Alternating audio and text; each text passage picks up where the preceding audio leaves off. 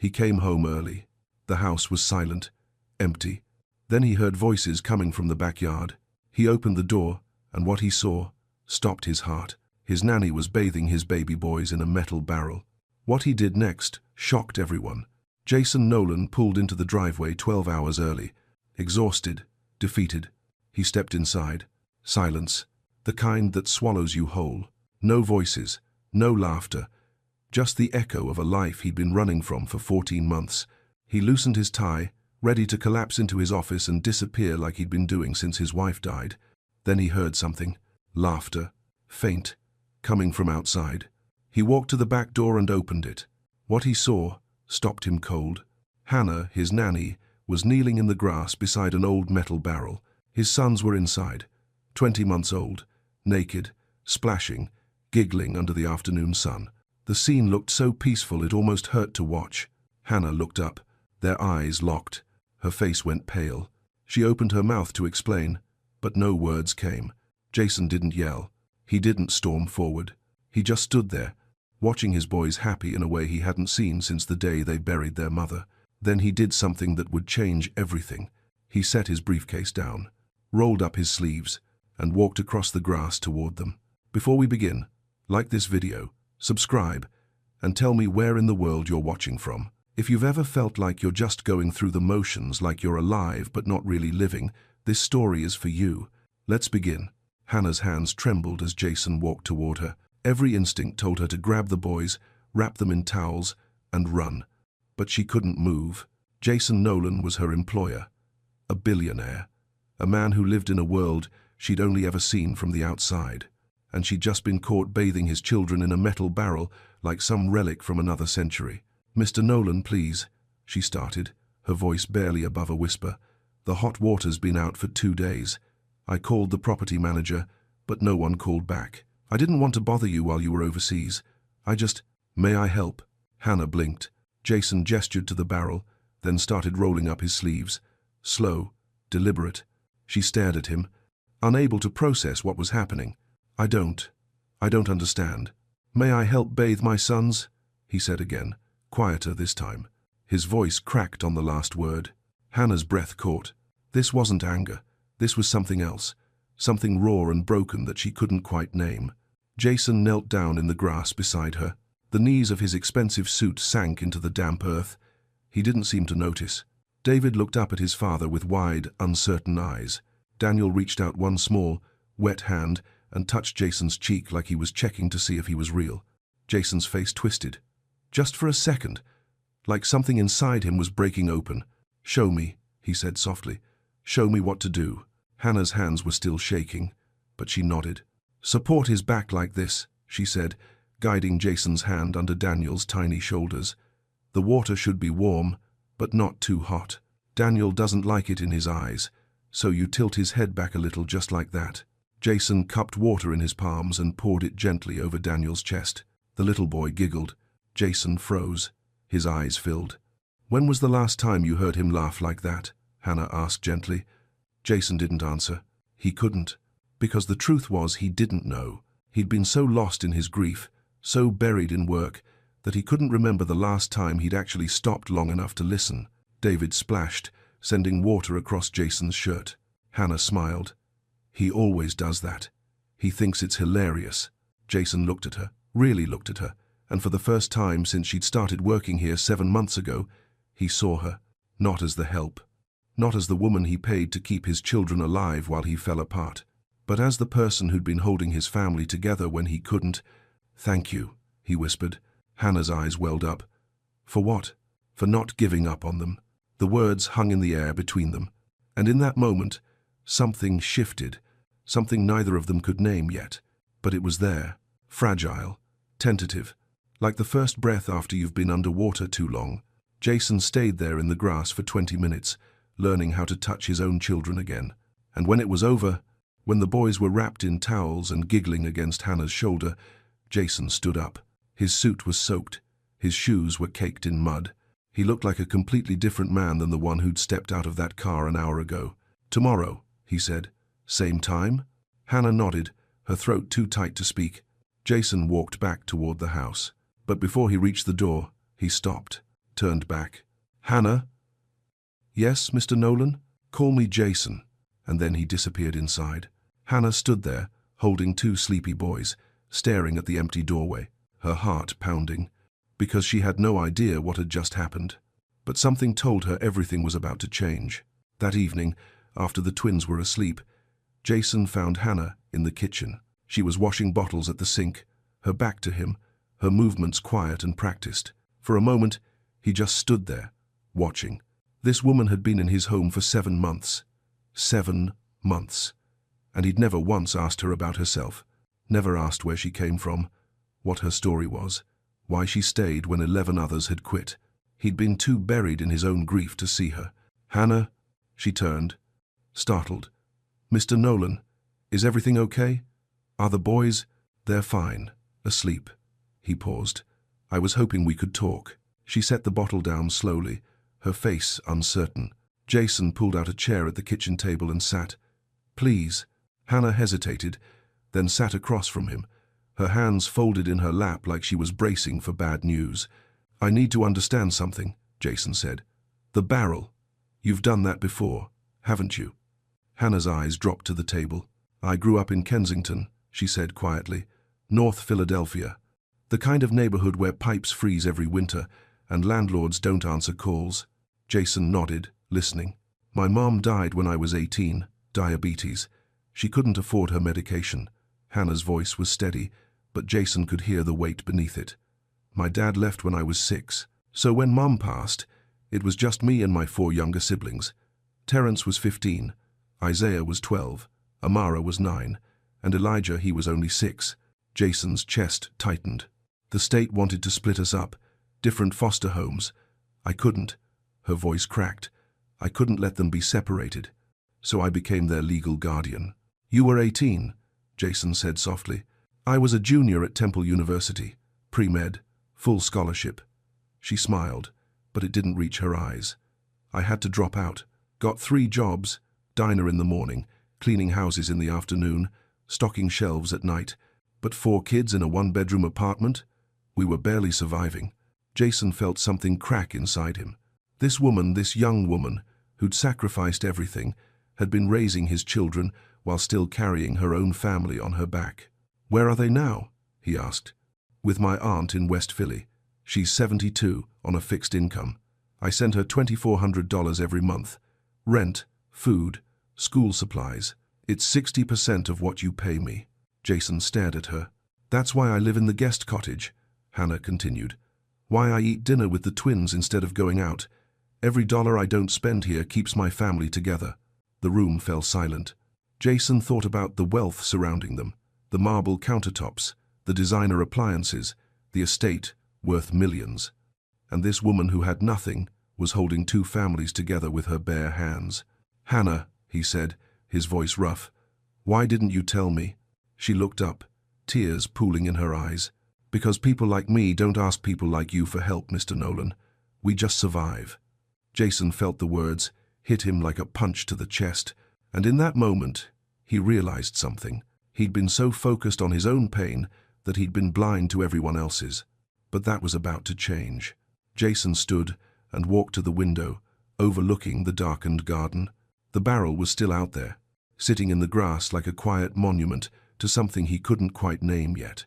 Tell me the truth, Hannah said softly behind him. 11 nannies in 6 months. What happened? Jason's jaw tightened. He'd never talked about this, not with anyone, not even his therapist, but something about the way Hannah had just laid her life bare in front of him made him feel like he owed her the same. My wife died 14 months ago, he said, his voice flat. Clinical, the only way he could say it without breaking. Brain tumor, glioblastoma. From diagnosis to death was 97 days. Hannah didn't speak. She just listened.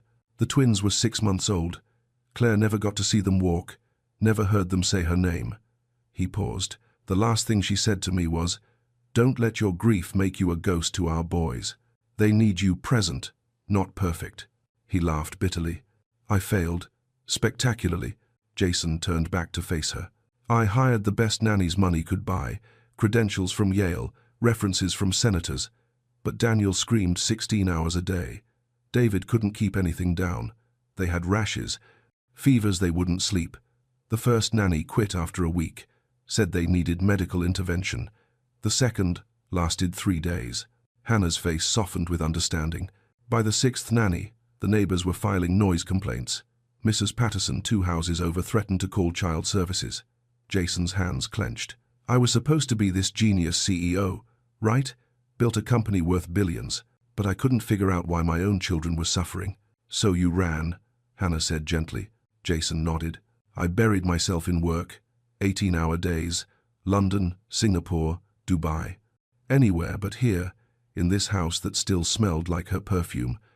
I convinced myself they were better off without me fumbling through fatherhood. That money could solve what I couldn't fix with presents. He sat back down, suddenly exhausted. By the time you arrived, I was ready to give up. Send them to my parents in Boston. Admit defeat. He looked at Hannah. The last, nanny number 11. She lasted 4 hours. 4 hours. She walked out and said, no amount of money is worth this. But the boys weren't the problem, Hannah said quietly. No, they weren't. Jason's voice cracked. I didn't know about the formula, or the propped mattress, or the music you played for Daniel at night. You just fixed everything I'd broken, and I never even asked how. Hannah reached across the table.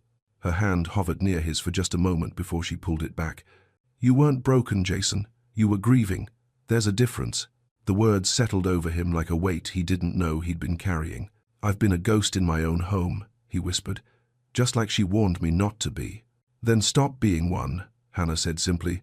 Jason looked up at her. Tomorrow.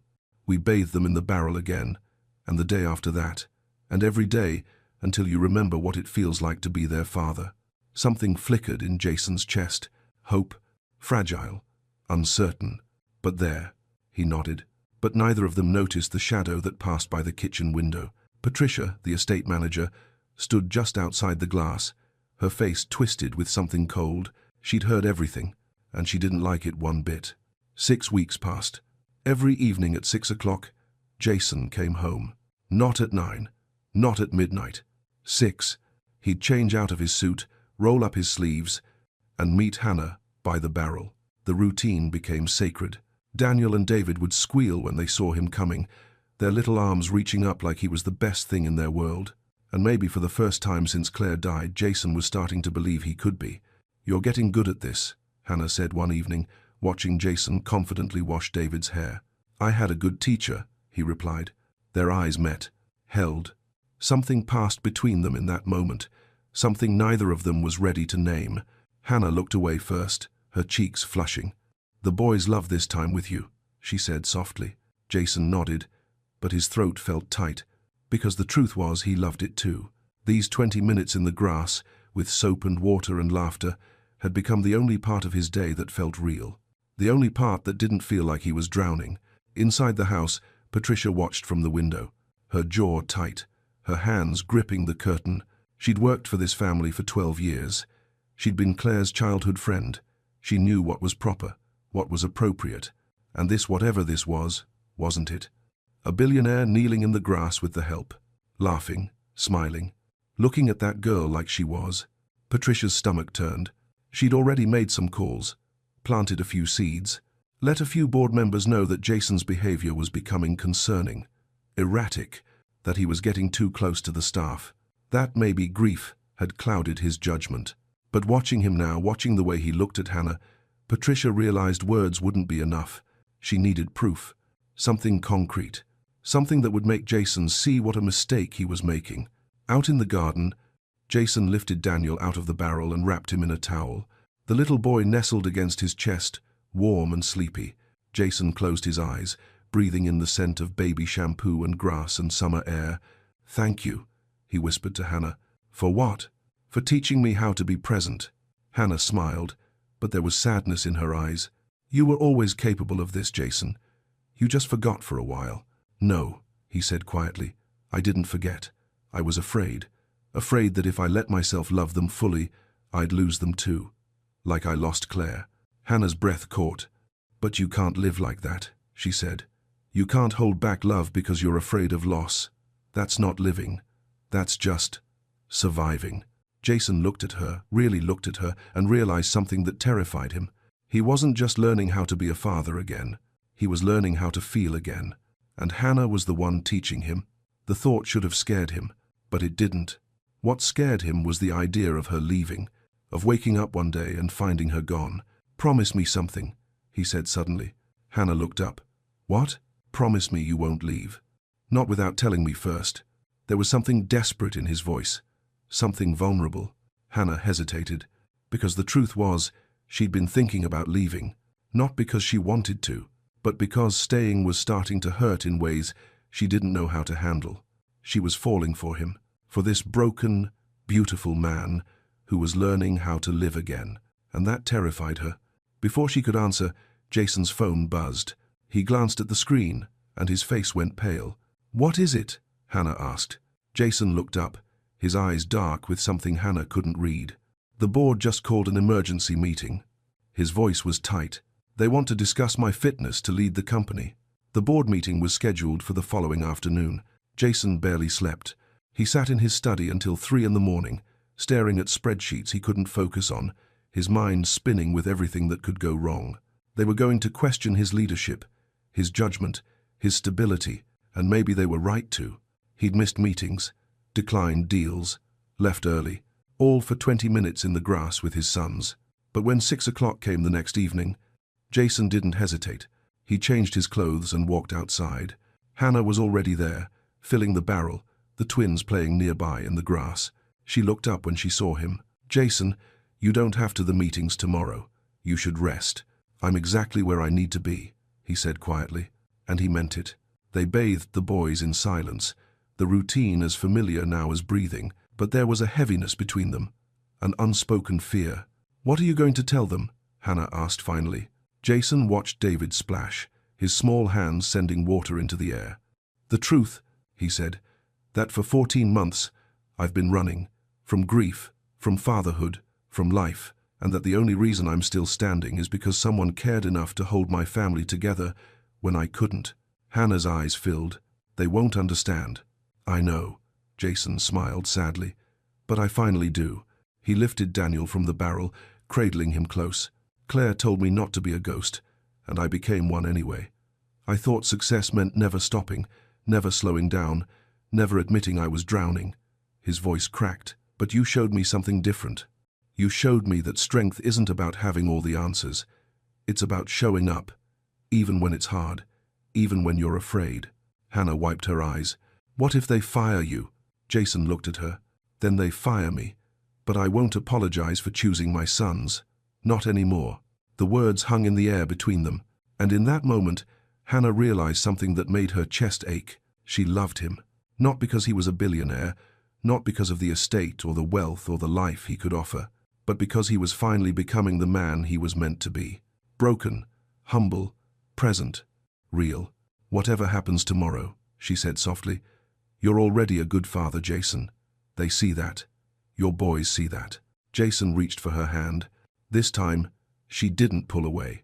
Their fingers intertwined, warm and certain, while the twins played at their feet. Neither of them spoke. They didn't need to. But from the window, Patricia saw it all. And the next morning, she made a phone call. By noon, 3 board members had received an email. Subject line: "Concerning behavior, urgent review needed." Attached were photos. Jason and Hannah, hands clasped, kneeling together by the barrel. The caption read, "Is this the leadership Nextech deserves?" When Jason walked into the boardroom that afternoon, he had no idea what was waiting for him.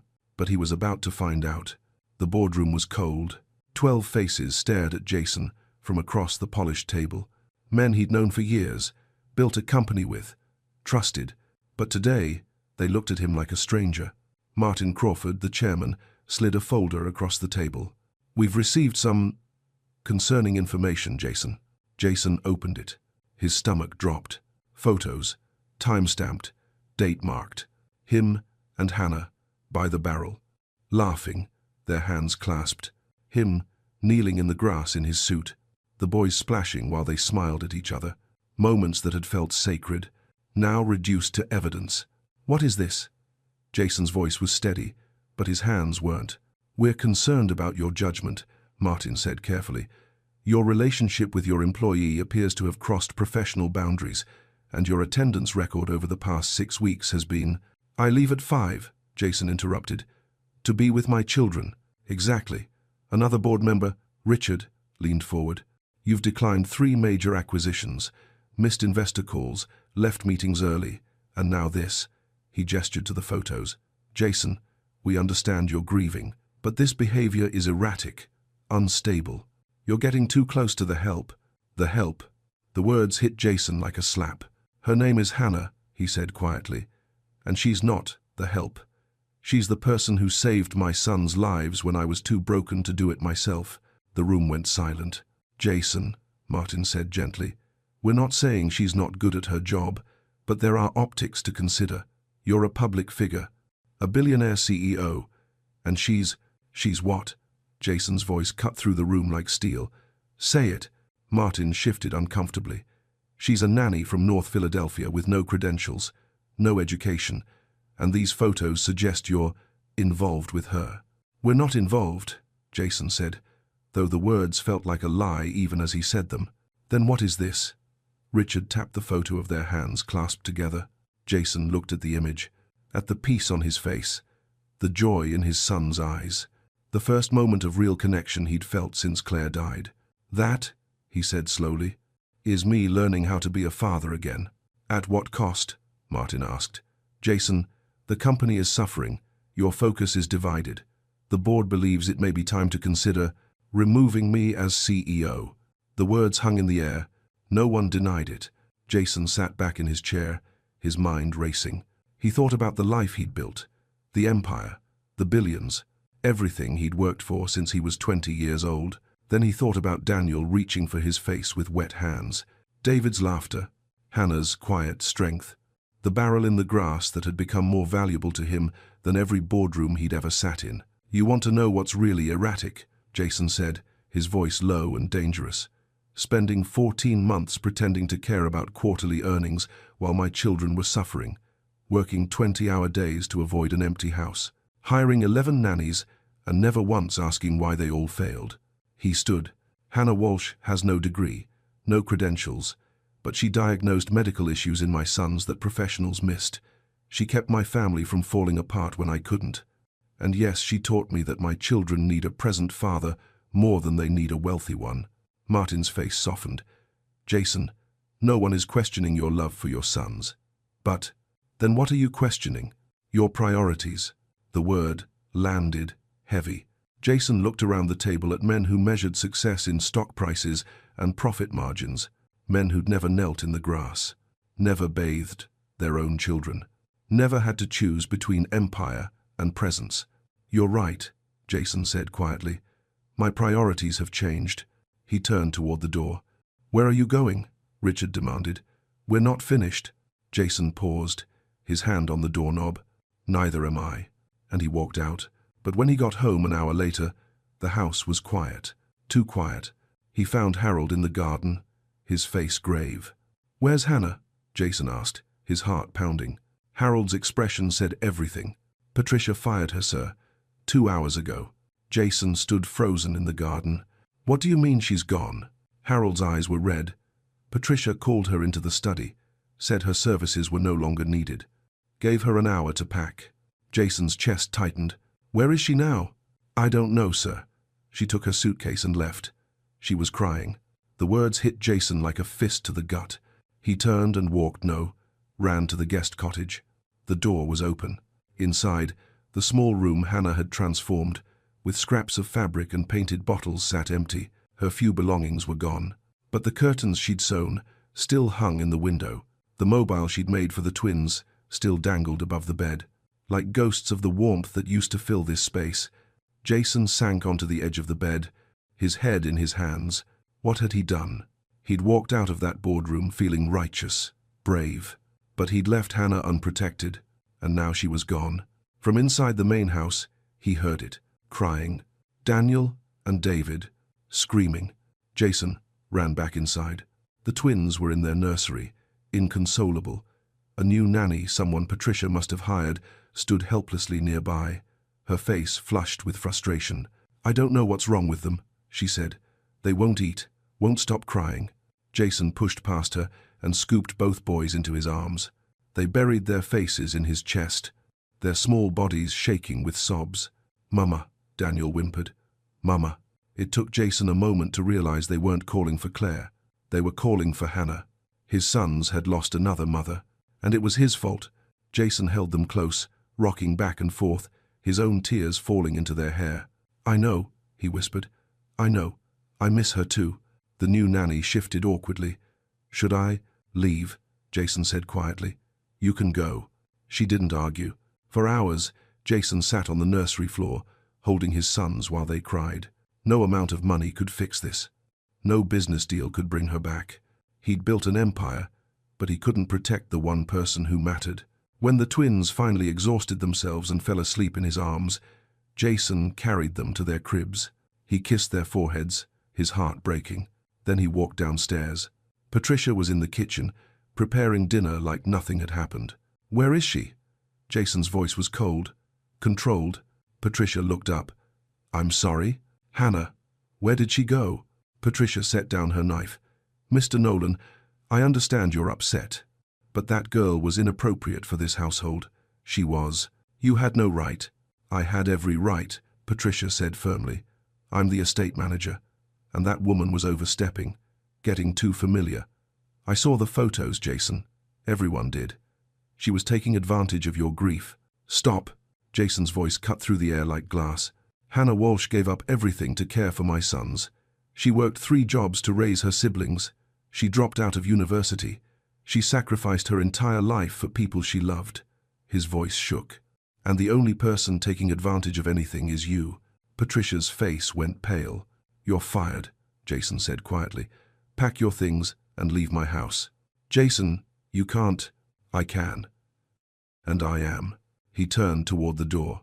"You're making a mistake," Patricia called after him. "Choosing her over everything you've built, over your reputation, your company." Jason stopped, looked back. "No," he said. The mistake was waiting this long. He grabbed his keys. He had to find her. Before it was too late, Jason drove through the darkening streets of Fairfield, his mind racing. He didn't know where Hannah lived, didn't have her phone number. He'd never asked, never thought he'd need to. The realization made him sick. He pulled over and called Harold. "Do you know where she went?" Harold hesitated. "She mentioned something about staying with a neighbor, Mrs. Alther, 3 doors down from the estate." Jason's heart pounded. He turned the car around. Mrs. Alther's house was small, modest. The porch light flickered as Jason pulled up. He knocked. An elderly woman answered, her face wary. "Can I help you?" "I'm looking for Hannah Walsh. Please. I need to speak with her." Mrs. Alther studied him for a long moment. "She doesn't want to see you." The words hit harder than Jason expected. "Please," he said, his voice breaking. Just tell her I'm here. Tell her I'm sorry. Tell me yourself." Jason turned. Hannah stood at the end of the porch, her arms wrapped around herself like she was holding herself together. She looked exhausted, heartbroken. Mrs. Alther quietly slipped back inside. "Hannah," Jason breathed. "You shouldn't be here," she said, her voice hollow. "I fired Patricia." Hannah blinked. "What?" "She had no right to let you go. None. And I told her to leave." Hannah shook her head. "Jason, you can't just... This isn't some business deal you can fix with money or power. I was humiliated, treated like I was nothing, like I didn't matter." "You matter," Jason said desperately. "You matter more than anyone." "To who?" Hannah's voice cracked. "To the board who thinks I'm taking advantage of you. To Patricia who called me the help, or to you when it's convenient. That's not fair." "Isn't it?" Tears spilled down her cheeks. "Jason, I fell in love with your sons. I watched them grow, held them when they cried, and today I had to leave them without even saying goodbye. Do you know what that feels like?" Jason stepped closer. "Yes, I do." Hannah looked up at him. "I lost Claire without getting to say goodbye," he said, his voice raw. "And today I almost lost you the same way. And I can't do that again, Hannah. I can't lose someone else. He stopped. The words hung between them, unfinished. Hannah's breath caught. "Someone, you what?" she whispered. Jason looked at her, really, looked at her, and knew there was no going back from this. Someone I love. The silence that followed felt eternal. Hannah's eyes filled with fresh tears. You don't mean that. I do. Jason's voice was steady now. Certain. I love you, Hannah. Not because you saved my sons. Not because you taught me how to be a father again. But because you saw me at my worst, broken and lost and running from everything, and you didn't give up on me. Jason. Her voice was barely a whisper. I'm not asking you to come back as the nanny, he said. I'm asking you to come back as family. Because that's what you are. That's what you've always been. Hannah covered her mouth with her hand, overwhelmed. What about the board?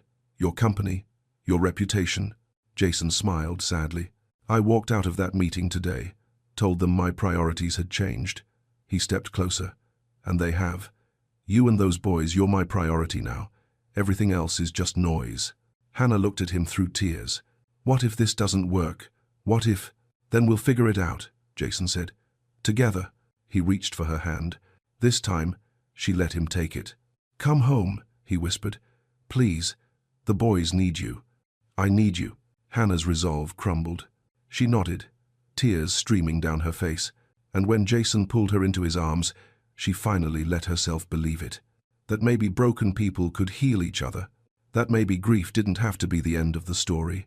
That maybe, just maybe, love could grow in the cracks. But neither of them knew what waited for them when they got back to the estate, or how much everything was about to change. When they pulled into the driveway, the house was dark except for one light. The nursery. Jason and Hannah walked inside together. Harold met them in the hallway, relief washing over his face. The boys, he said quietly. They won't sleep. Jason nodded and led Hannah upstairs. Daniel and David were standing in their cribs, faces red and tear-stained. But the moment they saw Hannah, everything changed. Mama! Daniel reached out, his whole body straining toward her. Hannah's breath caught. She crossed the room and scooped them both into her arms, sinking to the floor as they clung to her. I'm here, she whispered, her voice breaking. I'm here. I'm not leaving. I promise. Jason knelt beside them, wrapping his arms around all three. And in that moment, on the floor of a nursery filled with toys and moonlight, a family that had been broken began to heal. Not because everything was perfect, but because they chose each other. 2 years later, the barrel still sat in the garden, but now it was polished, painted with yellow daisies that 4-year-old Daniel had helped Hannah add.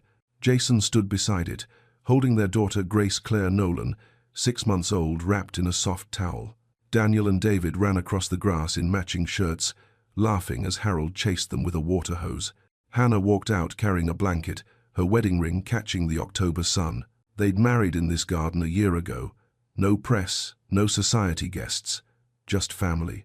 Terence had stood beside Jason as best man, fresh from graduating community college. Isaiah and Amara had walked Hannah down the aisle, and Elijah, now 13, and dreaming of veterinary school, had held the rings. Ready? Hannah asked, settling beside Jason on the grass. He nodded. Together, they lowered Grace into the same barrel that had changed everything. The baby's eyes widened, then she gurgled with delight, her tiny feet kicking.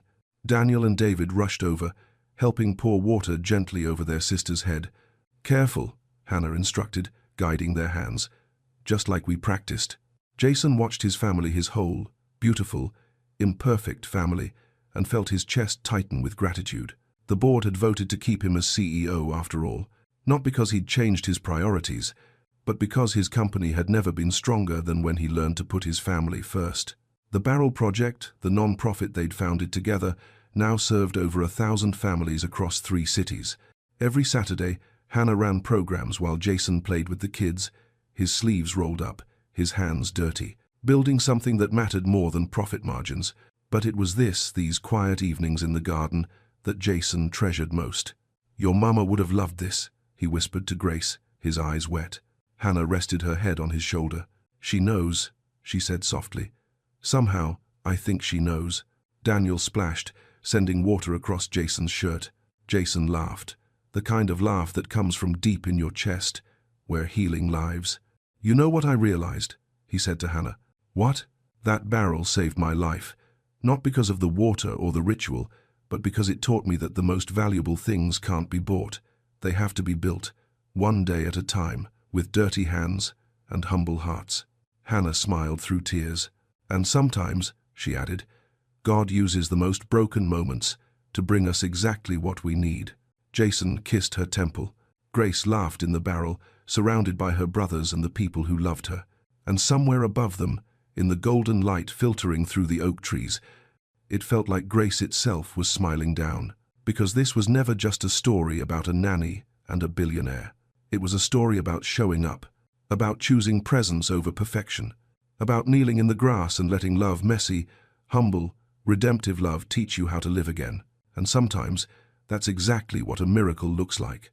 A metal barrel, soapy water, and a family brave enough to start over,